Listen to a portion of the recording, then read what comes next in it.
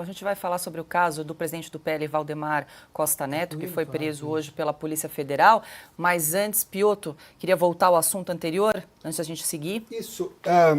É claro que nós estamos num país hoje que claramente está desinstitucionalizado.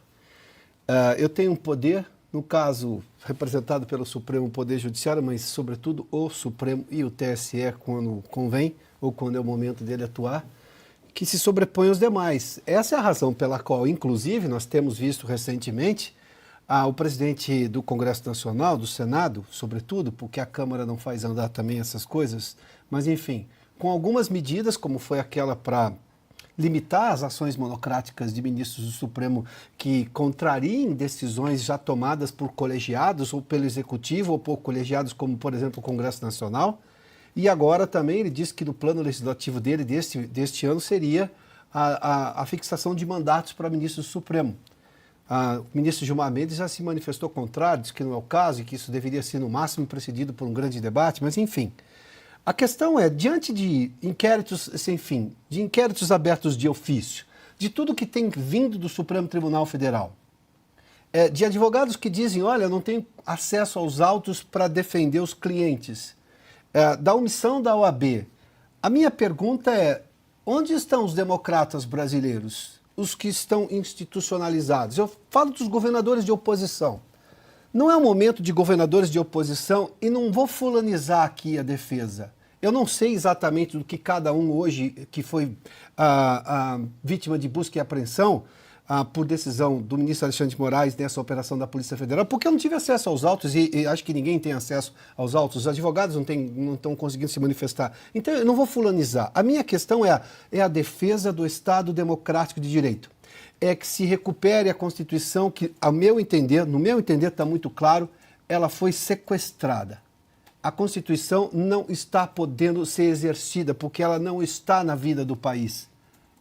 Essa Constituição que nasceu lá em 5 de outubro de 1988, que você não tem hoje o acesso, o direito à ampla defesa. É o caso, por exemplo, desses presos do dia 8.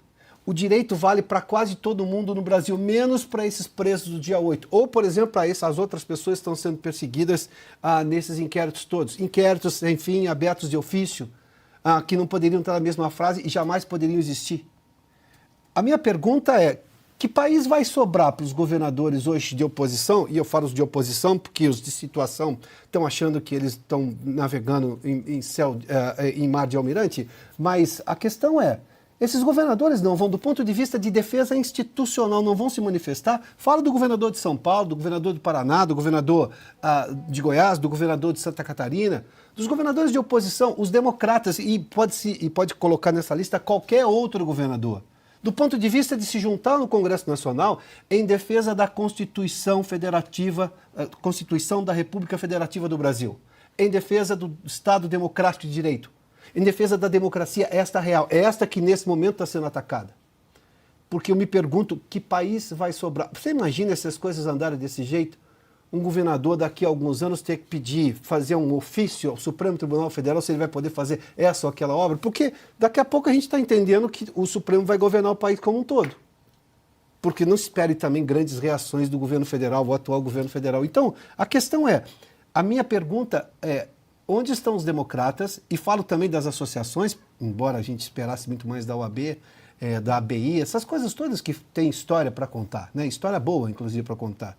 A defesa, onde elas estão para defender o Estado Democrático de Direito? Só a institucionalização, ou brigar pela reinstitucionalização do país. Porque a gente perdeu a previsibilidade jurídica no país. Segurança jurídica já é um luxo hoje. Eu só queria a previsibilidade jurídica, porque ninguém sabe mais o que é certo ou errado, o que pode e o que não pode, porque isso tudo depende da decisão de um ministro do Supremo. Para várias coisas. A gente viu recuos, por exemplo, retrocessos do Supremo em relação à coisa julgada. Os empresários, por exemplo, estão achando que esse é o país que eles querem, eles não vão se manifestar, enfim. Bom, e um dos alvos do mandado de busca e apreensão na operação deflagrada pela Polícia Federal, Valdemar Costa Neto, presidente do PL, foi preso em flagrante por porte ilegal de arma de fogo e levado para a sede da Polícia Federal em Brasília. também foi encontrada com ele uma pepita de ouro.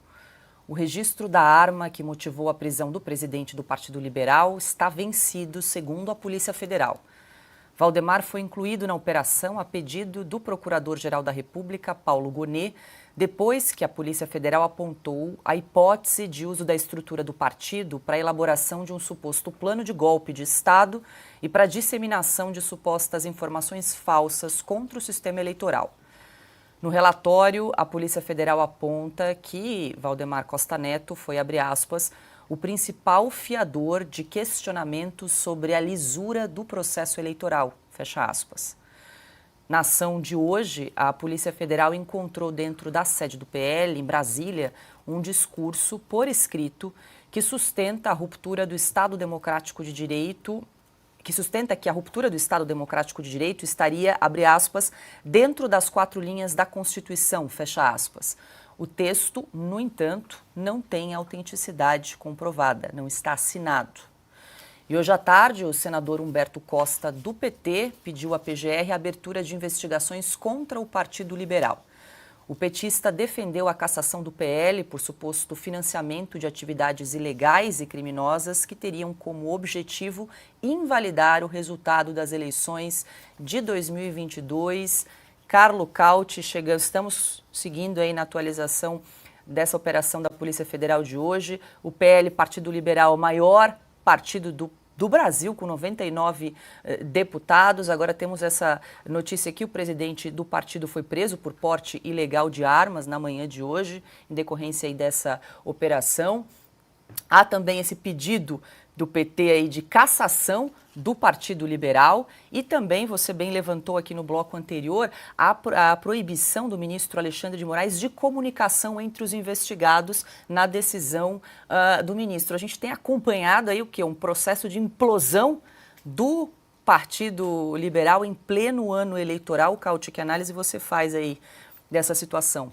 Se não foi assim, parece muito isso, né, Paula? Agora, Valdemar Costa Neto tem um histórico controverso, né? A gente não vai voltar nos anos passados o que aconteceu com ele, mas nesse caso, me parece que estamos em frente ao abuso do direito. Eu estou aqui com a decisão do ministro Alexandre de Moraes, eu estou procurando o nome do Valdemar da Costa Neto para entender se ele foi alvo de fato de busca e apreensão, se está com outros nomes, por exemplo, com o Braga Neto, que está aqui com outros. E, de fato, o nome do Valdemar Costa Neto só aparece na página 82.